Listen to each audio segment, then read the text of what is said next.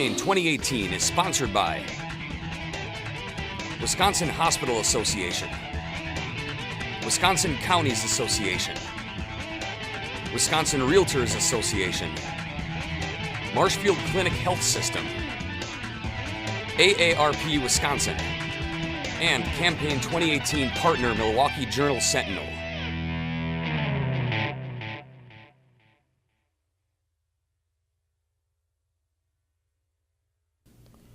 Democratic Representative Steve Doyle of Onalaska is seeking re-election in the 94th Assembly District. Representative, welcome back to WisconsinEye. Thank you. It's good to be here. Standard question for all incumbents. If you're re-elected, top priority in the next session? Well, the top priority that I would have are the top priorities, and there's three of them that I see in my district: roads, schools, and healthcare. And that's what I hear when I am at the grocery store, at the post office, when I'm talking to my clients in my law office. Those are the three things that I hear. Well, you're a member of Assembly Democratic leadership. If a Governor Evers calls you up and say, help us get off the schneid on transportation, highway funding, what are you going to tell him? I'm going to tell him that the people in my district tell me that they can live with the gas tax increase. How many pennies? I have probably somewhere between 5 and 10 cents. Okay. I'm happy to start with 5, see what that does for us. Okay. One of the major employers in La Crosse County and has a statewide presence, of course, is Quick Trip.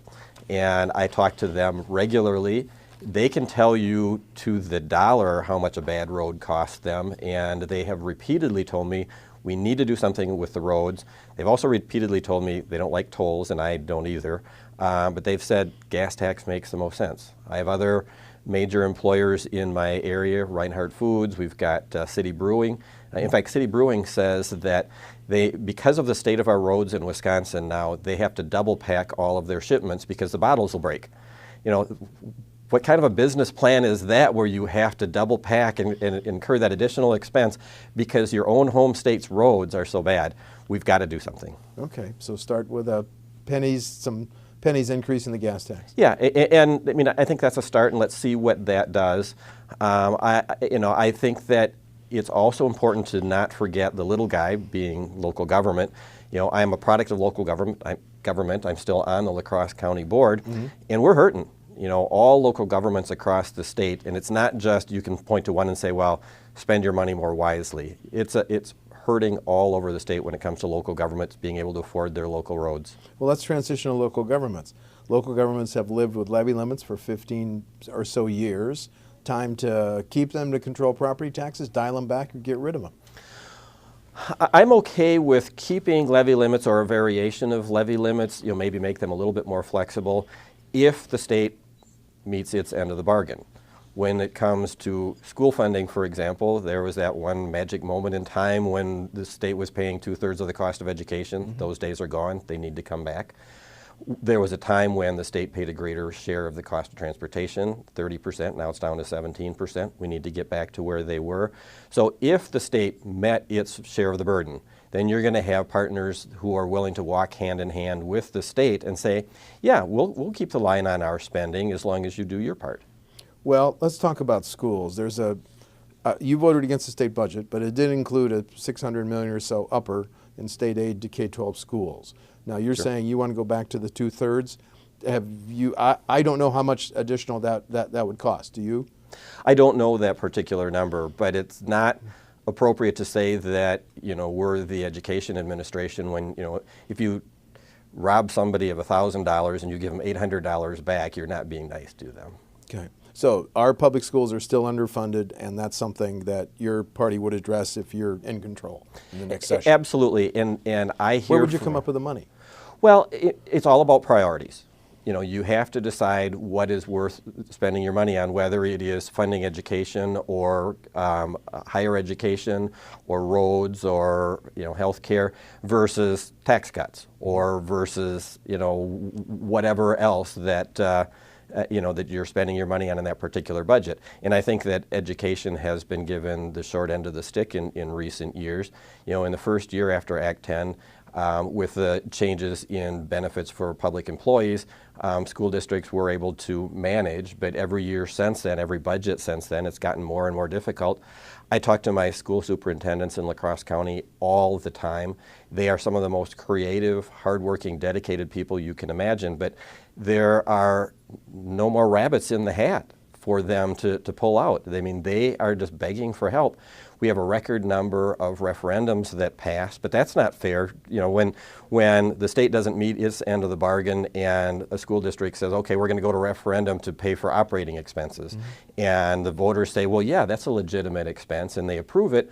Well, that now took a burden from the state that was funded by income tax and corporate tax and sales tax and so forth, and now put it squarely on the shoulders of the property taxpayer. To come up with Not additional fair. money for state aid to K-12, do you want to repeal and get rid of the voucher, the choice program?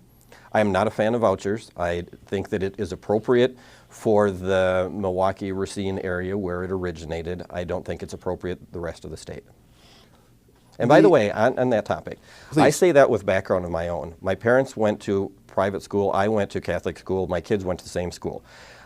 We never expected the taxpayers to pay a dime of education. In fact, I, in high school, paid my own tuition at Aquinas High School in La Crosse. I think that's how it should be. I'm all in favor of charity programs where people can get assistance either from the diocese or from private donors, but I don't think that we can afford to pay for two school systems, a public and a private. And you know, I still have a lot of loyalty to, you know, my alma mater, but I don't think that taxpayers should be paying that. The package of tax breaks and tax benefits for Foxconn prompted Kimberly Clark to ask for some of the same deals. I think on February 22nd, you voted against the Kimberly Clark deal. Right. When should state government help a private business? To create jobs or keep jobs? I'm really concerned that what we're doing is setting a precedent where everybody's going to come with a handout and basically sending a ransom note. I just think that we're asking for trouble with what we did with Foxconn. You know, in La Crosse County, we had an economic development program that was tied to two things. Number one, it was tied to jobs, and number two, it was tied to getting funding on your own for most of it. We did mostly gap funding. So you come to us and you say, the bank is willing to get me up to 95% of what I need. Can you help with the rest? I think that is a program that the state should model on, where we're not the lender of first resort, we're the lender of last resort. And I just don't like handouts. I like loans, I like incentives, things like that. But just to say, you know, you're a great company, you're great people, here's some taxpayer dollars, I just think that sends us down the wrong path. Big issue in the next budget is the Department of Corrections. We have 2 prisons built in the 1800s. Some of your party's some of your party's candidates for governor said we could, with emphasizing rehab, cut the prison population in half. Do we need a new state prison? I don't think we need a new state prison. I think we need a new state plan. If you look at our state compared to Minnesota, we have the same, very similar demographics, but we have twice as many people incarcerated as they do. Coming out of La Crosse County, I really feel strongly about this issue because we've been leaders. We were one of the first in the state to have a drug court, one of the first to have a drunk driving court. We actually had the best program in the state for repeat offense drunk drivers when there was a study done about a decade or so ago. I mean, we've learned how to prioritize our spending. We've learned what works, not just, you know, we're not going to give people a slap on the wrist and say, you know, go forth and sin no more. What we want to do is see what makes the most sense. And there was a judge that came up with the best description of that. Figure out who you're mad at and who you're afraid of. People that you're afraid of, you got to lock up. People you're mad at, you give them a kick in the butt, you fine them, you do whatever, but you don't want to pay taxpayer dollars to lock them up. And I think that has been the philosophy we used in La Crosse, and I think we've been very successful there. A quick follow-up. Why does Wisconsin have 23,000 adult inmates and Minnesota has 9,000? Probably all you can look at is that's historically been, and I don't know if it has to do with you know, our ethnic background, because it's not a whole lot different in Minnesota. Right. I don't think there's a really good explanation, other than, you know, people thinking that that's what the public wanted. But when we did a study in La Crosse County, when we first created our Criminal Justice Management Council, we asked people about locking folks up versus alternatives to incarceration, and we were shocked at the survey and the focus group saying, We don't want to spend tax dollars on people that don't need to be locked up. I think if politicians understood that they want, the voters want what works, not just what feels good, they'd be surprised. The UW system budget, continue the tuition freeze for a 7th and 8th year? I'm really concerned as a product of our UW system. I went to undergrad at La Crosse and law school at Madison. 2 daughters that went to undergrad at Madison. One is now in law school and one is in physician assistant school at Madison. I'm really concerned when I look at those rankings slip, when we look at the best and brightest leaving our system to go teach elsewhere, and in a lot of cases taking their grant dollars with them. Madison brings in $1 billion a year in outside money, and a lot of it is tied to particular faculty.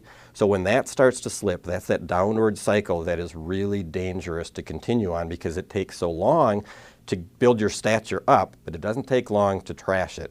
So I'm really concerned about a tuition freeze going on too much longer. Whether, you know, one more year or not, I would prefer that there be state dollars to backfill better than what we've seen. When I was in school, I was involved in student government, and we were asking, you know, the state to cap student tuition at 1/3 of the cost of education. Well, now it's basically flipped, and it's an investment in the future, and to shortchange that is going to have long-term consequences. And if a tuition freeze is simply a way of strangling the UW system, that's a big mistake. You said healthcare is one of the big issues that you're hearing about.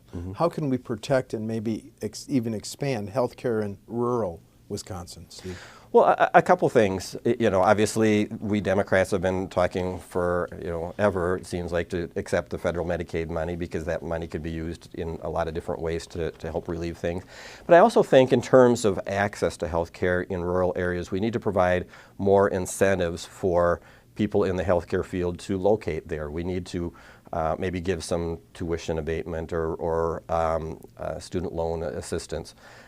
I always talk to the dental students when we have dental day at the Capitol every year, and we have dentists come in along with the dental students, and I always ask them, what's the average student loan debt of a graduating dental student in Wisconsin? And right now it's $365,000. I mean, you can't afford to practice in a rural area and pay off a student loan like that. In fact, you can't hang out your own shingle. You're going to end up with one of the big companies. So we need to look at those things. Same for doctors, same for nurses. You know, if we can help the people that are just starting out to open their practice in the rural area, they'll fall in love with it. They'll want to stay there. So I think that's a good investment. Have you followed the pilot program, state government and Delta Dental, which is offering dental care to low income at these regional clinics? Absolutely. Should that be a priority in the next MA budget? It should. It's been working. I talk regularly with Dr. Tim Durchie from La Crosse, who was the head of the State Dental Association, and it really was a project that our local La Crosse area delegation pushed very hard. We think it's been very successful. It should be just the first step. That should really expand, because we've seen good results from that. Are you hearing from hospitals and other healthcare professionals about our low Medicaid reimbursement rates? Are we at a tipping point where those low rates are threatening the quality of healthcare in our MA program? I think so. La Crosse is blessed with 2 medical facilities, Mayo and Gunderson, that are both recognized as some of the top quality medical facilities in the country. And they're telling us that there's only so far that you can go before it does start to affect quality, before it does start to affect the cost for everybody else, then where, you know, we have to make up the difference. And from what they're telling me, we're pretty close to that point. Are you hearing from caregivers? AARP estimates that there's 578,000 Wisconsin residents who are caring for a family member or a neighbor. And the question is, would you support laws or rules that require hospitals to recognize and work with family caregivers when a loved one is hospitalized? Have you heard about this issue? I haven't really heard much about that, sorry. Okay. Is La Crosse County one of those with an advisory referendum on marijuana? Yes, we have that. Medical and recreational? This would be recreational. Recreational. How are you going to vote? On that, what I've been hearing from people in my district is that most people are leaning toward voting yes. Personally, I don't have strong feelings on that, and when a vote comes on the floor of the legislature, I'm going to follow what the voters in my district actually do. So if the majority vote yes, I'll vote yes on the legislature. If the majority vote no, I'll vote no. What about medical?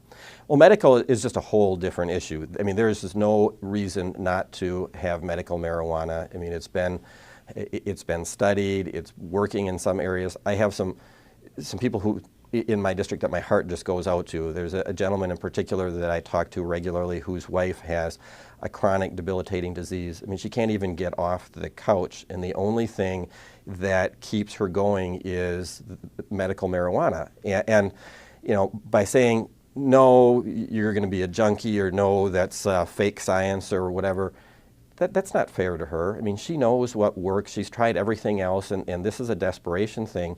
I just think it's heartless to look at people like that and say, no, philosophically, we're opposed to that. I mean, there is no reason that I can think of to say that medical marijuana should not be legalized right now. You want to contrast you with your opponent on November 6th on any issues? Well, I really haven't seen a whole lot out of him. I mean, he's on the ballot. He doesn't live in my district at this point. I've run across him at a couple different public events, but otherwise he's been pretty quiet. So I'm not sure how I can contrast him since I don't really know what he's up to or what he believes in. Fair enough. Democratic Representative Steve Doyle of Onalaska, seeking re-election in the 94th Assembly District. Representative, thanks for talking to WisconsinEye. Thank you. Thanks. Campaign 2018 is sponsored by Wisconsin Hospital Association, Wisconsin Counties Association, Wisconsin Realtors Association, Marshfield Clinic Health System, AARP Wisconsin, and Campaign 2018 partner Milwaukee Journal Sentinel.